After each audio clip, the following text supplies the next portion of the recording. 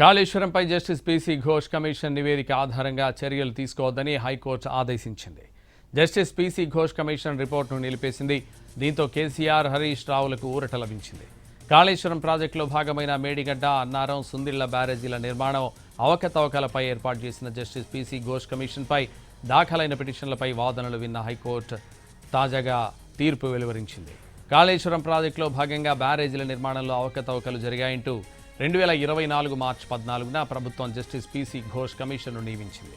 కమిషన్ను నియమిస్తూ జారీ చేసిన ప్రభుత్వ ఉత్తర్వులు GO number 6 చెల్లదంటూ KCR, Harish Rao, Smita Sabharwal, SK Joshi వేర్వేరుగా పిటిషన్లు దాఖలు చేశారు.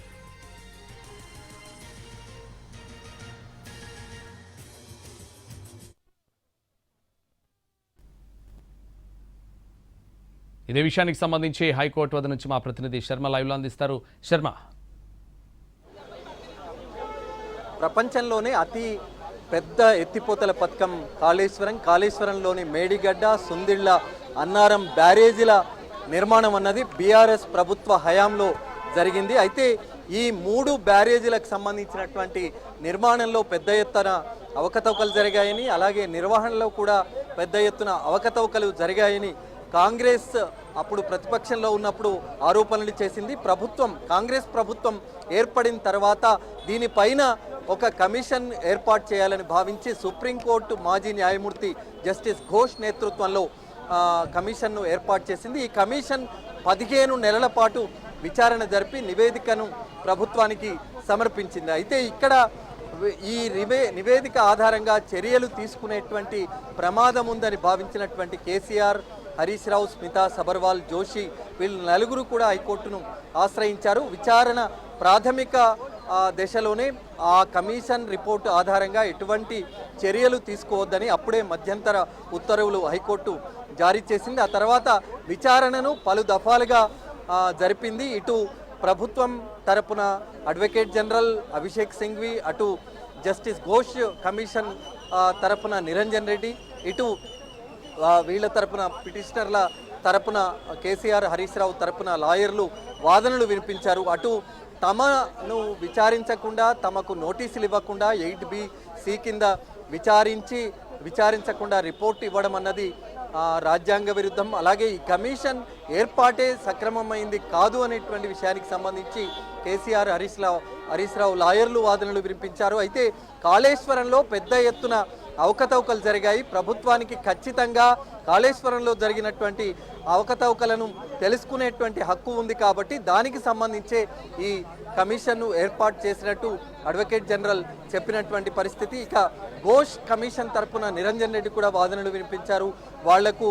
వాళ్లను కార్యాలయానికి పిలిపించి విచారించారు. వాళ్ళ అంశాలన్నింటినీ కూడా పరిగణలోకి తీసుకొని మాత్రమే జస్టిస్ ఘోష్ కమిషన్ అన్నది రిపోర్టు తయారు చేసి ప్రభుత్వానికి సమర్పించింది అనేటువంటి విషయాన్ని అప్పుడు వాదనల సమయంలో చెప్పారు. ఈ వాదనలు విన్న న్యాయస్థానం ఇవాళ దీనికి సంబంధించినటువంటి తీర్పు వెల్లడించింది. 4 ప్రధానమైనటువంటి అంశాలను పేర్కొంది.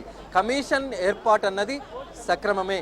కమిషన్ ఏర్పాటు చేసినప్పటికీ కమిషన్ మాత్రం 8B(c) కింద కేసీఆర్, హరీష్ రావు, స్మితా సబర్వాల్ అలాగే జోషిలకు నోటీసులు అన్నది ఇవ్వలేదు. వాళ్ళు ఏ అంశాలు చెప్పదలుచుకున్నారో వాటిని ఆ అంశాలను పరిగణలోకి తీసుకోలేదనేటువంటి విషయాన్ని చెప్పింది. వాళ్ళని విచారించకుండా నేరుగా నివేదికలో వాళ్ళపైన అభియోగాలు మోపడం అన్నది తప్పు అనేటువంటి చెప్పింది. నివేదిక ఆధారంగా కేసీఆర్, హరీష్ రావు ఇతర అధికారులపైన ఎటువంటి చర్యలు తీసుకోవద్దనేటువంటి అంశాన్ని కూడా ప్రధానంగా ఆ తీర్పులో స్పష్టంగా పేర్కొన్నటువంటి అంశం. అయితే కమిషన్ ఏర్పాటును మాత్రం ఎట్టి పరిస్థితుల్లో తప్పు పట్టలేదు. కమిషన్ ఇచ్చినటువంటి నివేదిక అంశాలనే తప్పు పట్టింది. దీనికి సంబంధించి లాయర్తో మాట్లాడదాం. ఇవాళ తీర్పు విన్నారు. 4 ప్రధానమైనటువంటి అంశాలు కోర్టు చెప్పింది. సో ఈ ప్రకారం ఏంటంటే first of all main issue కమిషన్ని నియమించడానికి లేదన్నాం. బట్ పార్ట్లీ అలవ్ అయింది. గవర్నమెంట్ యాజ్ ఎ గవర్నమెంట్ కమిషన్ని నియమించవచ్చు. కాకపోతే పీసీ ఘోష్ కమిషన్ ఏదైతే రిపోర్ట్ ఇచ్చిందో ఆ రిపోర్ట్లో ప్రాపర్ ఫండమెంటల్ లా ఏదైతే ఉందో సెక్షన్ 8C అంటే ప్రకారం ఫాలో కాలేదు. ప్రాపర్ ఆపర్చునిటీ ఎవరి మీద అయితే అలిగేషన్స్ లెవెల్ చేశారో వాళ్ళ మీద వాళ్ళకి ఆపర్చునిటీ ఇవ్వలేదు. కాబట్టి ఈ పీసీ ఘోష్ రిపోర్ట్ ఏదైతే ఉందో అది చెల్లదు. ఈ రిపోర్ట్కి ఆధారంగా ఎలాంటి యాక్షన్ తీసుకోకూడదు అని చెప్పేసి వచ్చింది. అంటే కమిషన్ మళ్ళీ కంటిన్యూ చేసే అవకాశం ఉంటుందా?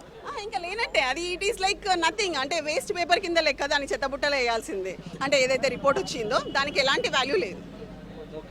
ఇది ఘోష్ కమిషన్ ఏర్పాటు అన్నది ప్రభుత్వానికి ఉన్నటువంటి హక్కు, అధికారం. కానీ ఘోష్ కమిషన్ ఏదైతే విచారణ జరిపిందో, నోటీస్ ఇవ్వకుండా విచారణ జరిపింది అనేటువంటిది చెప్తున్న అంశం ఏదైతే ఉందో, ఆ నివేదిక అన్నది చెల్లదు. నివేదిక ఆధారంగా ఎటువంటి చర్యలు తీసుకోవద్దంటూ పాక్షికంగా, అంటే పార్ట్లీ అలౌడ్ అని చెప్పింది కాబట్టి పాక్షికమైనటువంటి ఆ పిటిషన్లకు అనుమతిస్తూ విచారణ అన్నది ముగించింది. మరి దీనికి సంబంధించి కంటిన్యూ మరి ఫర్దర్గా మళ్ళీ దీనికి సంబంధించి ఏ విధంగా ఉంటుంది, ప్రభుత్వం మరి ఈ కమిషన్ ఏర్పాటు విషయంలో ఏ రకమైనటువంటి చర్యలు తీసుకుంటుంది అనేటువంటిది కూడా మనం చూడాల్సి ఉంది. Vote studio. Right, thank you Sharma.